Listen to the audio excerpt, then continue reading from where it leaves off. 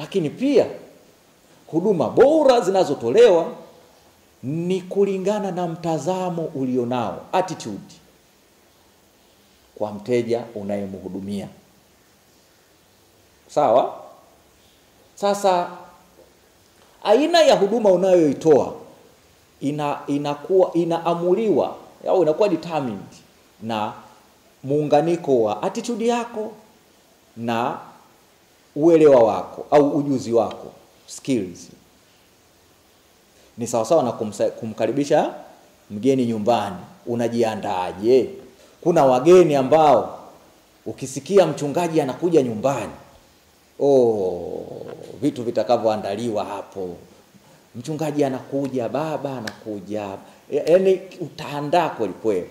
Lakini ukisikia mgeni tu mwingine anakuja wala haumpi uzito, huo ni mtazamo. Umewachukulia hao watu katika mtazamo tofauti, na huo mtazamo au attitude ndio inayopelekea kutoa huduma tofauti. Mmoja utampa huduma nzuri, mwingine utampa huduma mbaya. Lakini katika utoaji wa huduma tunahitaji kuwa na mtizamo chanya kwa wote tunaowahudumia.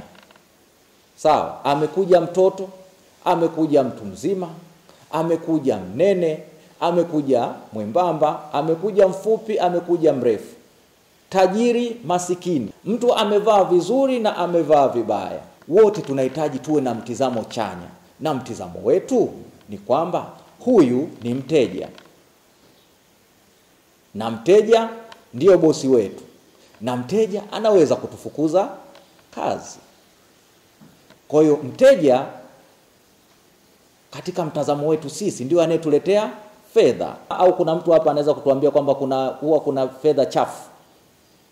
Yaani mtu amekuja ni mchafu na hela yake inakuwa chafu. Hatupokei. Hayupo wote tunapokea fedha, si ndio? Sisi kwa mtazamo wetu lazima uwe chanya.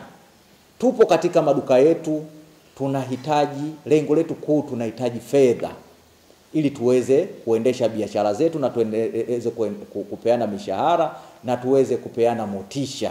Kwa hiyo mteja yoyote anayekuja, sisi tunachokitazama kwake, tunaiona fursa ambayo ni fedha, na sio mtu amevaa nini, ni mwembamba, ni mfupi, tajiri, masikini. Huwezi kujua. Kwa mitazamo chanya katika utoaji huduma, kwa maana ya positive attitude, ndio uwe mtazamo wetu namba 1 katika utoaji wa huduma.